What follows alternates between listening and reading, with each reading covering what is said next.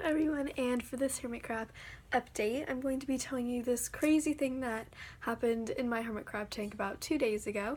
And just so you all know, I also remodeled my hermit crab tank, so I sort of just redecorated and moved things around and everything. So I'm also going to be showing you that later.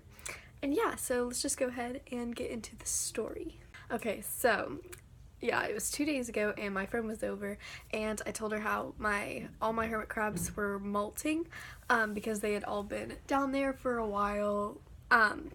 They would come up, they'd go back down under the sand and everything. And then I told her how Tempest, which is one of my hermit crabs, where I made that other video about asking you sort of about my, like, if I have, like, what should I do if my hermit crab has been down there for a long time and I don't really know if it's molting or if she's maybe dead or anything. So my friend came over and she was like, you know what, why don't we just like check on them and everything? And I was sort of like, I don't know, because I've heard that it could like disturb their molting, and she was like, yeah, well, we could just check, you know, just to make sure they're still alive, you know, just like dig, and then if we see that they're okay, we won't mess with them, we'll just leave them in there so that they can, you know, keep molting if they're molting. And I was like, you know, that's a good idea. So we started just digging around. We dug through the whole tank, and we ended up finding all of my hermit crabs, and the ones that weren't molting and were just like hanging out down there, because they do that sometimes. We just went ahead and got them up because we decided that we were going to remodel the tank, and it's sort of hard to remodel the tank if they're all under there, and plus we were looking for that one hermit crab, so we're like, yeah, we should probably just take them out so that we can find the other ones easier. So we sort of just took them out if they weren't molting or anything, and then just put them in the side. And then so we were just digging through, and we had found all of the hermit crabs under there. And then Ashlyn, though, we found her under there, and we see like these claws next to her, and we're like, oh, she must be molting, so we're not going to disturb her, you know. She's like, she lost some of her claws, so she's probably just still under there, but she was moving under there, like she wasn't in, you know, like an exoskeleton, or like her claws weren't white or anything. So we're like, yeah, that's okay, I guess she's, you know, she may have just lost a couple of claws, you know, she's just sort of like in the middle of the process. So we just, you know, left her there, and then we just kept digging. And then we see the top of Tempest's shell, and Tempest is the one who I haven't seen in months. Like, I don't even know. Like, I was like, I don't know where she is. I looked in the place where they usually are, but I wasn't looking anywhere else because at the time I didn't want to just like disturb her or like move something wrong and like squash her or something, so I didn't look anymore. But then today we looked and we see the top of Tempest's shell. I'm like, yep, that's her. Like, I could tell that was her shell. So we dig under there, and we get Tempest, but when we found Tempest, her shell was like sticking out, and we pull her out, and her shell is molded. Like, there was mold on her shell. Like, you couldn't even see the inside of her shell. You know, like on hermit crabs, you look inside their shell and you can see their claws. It was like molded over, like the opening. Like, the opening was molded over, and I look under there and there are claws. Like, all of her claws are just scattered around her. And then I realized that Ashlyn, okay, this is where Ashlyn is, and this is where we find Tempest shell. And then we look closer, we sort of dig a little bit closer to Ashlyn where those claws are, and we realize that those weren't Ashlyn's claws, those were Tempest's claws laying right next to Ashlyn.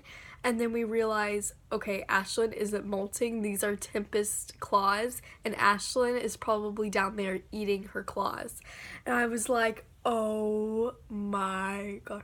I was like, no wonder all of my hermit crabs have been molting. Like, they're all going under there. They're all going under there because Tempest is under there and she's dead, and they're all trying to eat her. I was like, oh, this is a mess. So we're just like, we just like take Ashlyn out from under there. This is disgusting. Like, we just like take all the shells, we just scoop them all up, we put them all in a trash bag. We take Tempest, we put her in the bag. Yeah, it was just, oh, it was crazy. Oh, it was so bad. Like, her claws were everywhere. Like, she's here, she had claws here, like under her, around her, just like, oh, it was so bad. And they were in like little pieces too. Like, there were a couple, like maybe like 1 or 2, 3 whole claws, but most of them were just like tiny pieces of her claws laying around. And then I look at Ashlyn, and yep, all of her claws are still there. So I was like, okay, yep, that's what happened. So now I haven't looked at Ashlyn the same since I found her being a cannibal. So oh my god, it was crazy. Oh, it was horrible. It was so gross.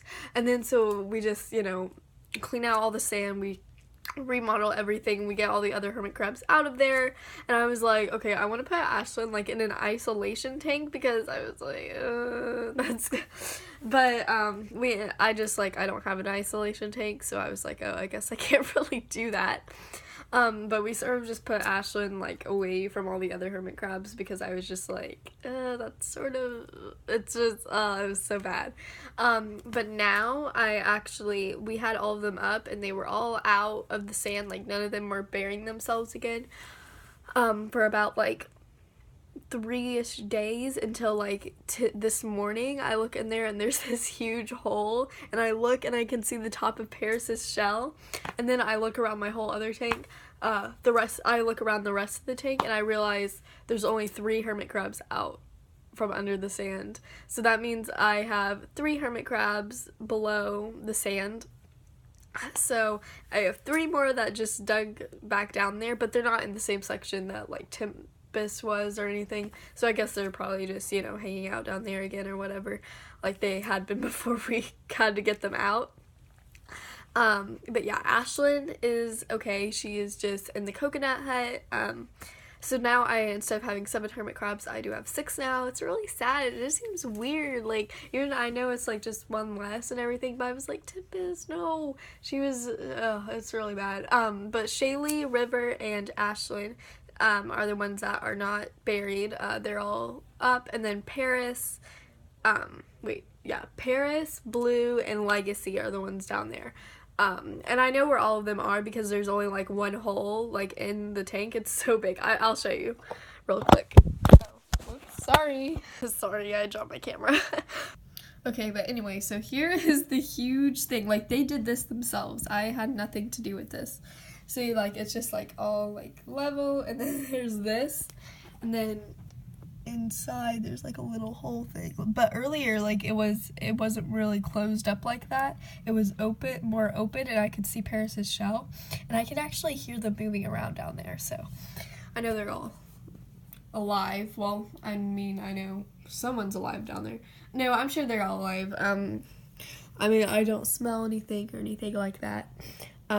So I can check on them. I'll check on them in a couple of days if they're not out. But usually they do come out, and they'll drink some water, eat some of their food, and then they'll go back down. But yeah, so here's my new tank setup. I still left this one here because this thing can only like balance like at a corner, of course, and I do like it up here, and they really like to go under it and everything. There's Shaylee right here, if you can see her. There she is. But yeah, so I just left that one there. But then over here where this castle used to be, I just, I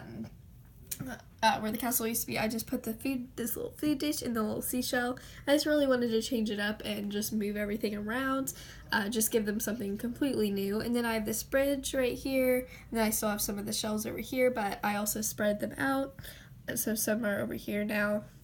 And yeah, and then I also just put this in the middle. It was just like in this corner, so I just scooted this over and then put this coconut hut there. Yeah, so I just moved the coconut hut there, and then right here I just put the little turtle thing that had been where the castle is.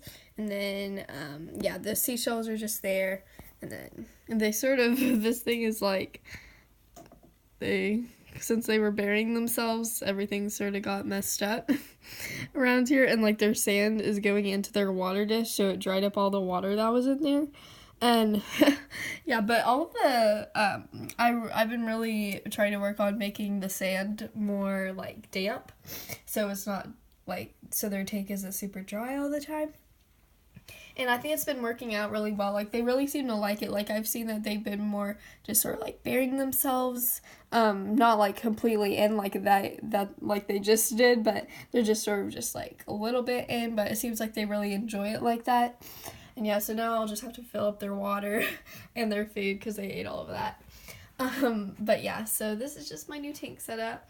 I think it'll probably be a while before I change it again because I'm really liking this. I think it looks really nice, and I think it's a really good way because I always like to have their 2 huts. Like, this is like all of my smaller ones that can fit into the castle, they'll go in there, and then all my bigger ones go in the coconut hut. So I think it's nice that they'll sort of, you know, be next to each other and everything. I like it like that. So yeah, and this is it. So thank you all so much for watching, and I will see you in my next video.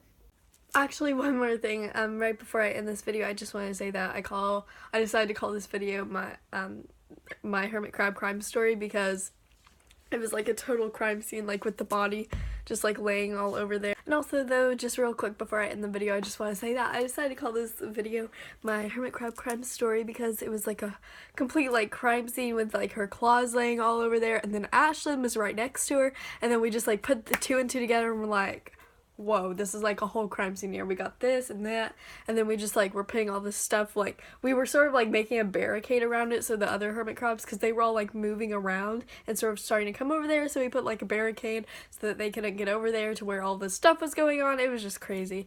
We probably should have taken them out of the tank, but it was all just going on so fast. But yeah, well, we did take them out, of course, though, when we were remodeling and everything, and putting in the new sand. But yeah, so that was so sad. So rest in peace to Mist. I don't know when exactly that she did die, because I was like, maybe it's not like the best advice just to like leave them in there while they're whenever they're buried. I think it is good to like check on them, because if you don't, like, their shells could be molding and your other hermit crabs could be going down there and eating them and you don't even know it. So like, that happened to me. So I decided just to throw that in there just as a little disclaimer or something. I don't know what you would call it. But yeah, so thank you all so much for watching once again, and I will see you all next time.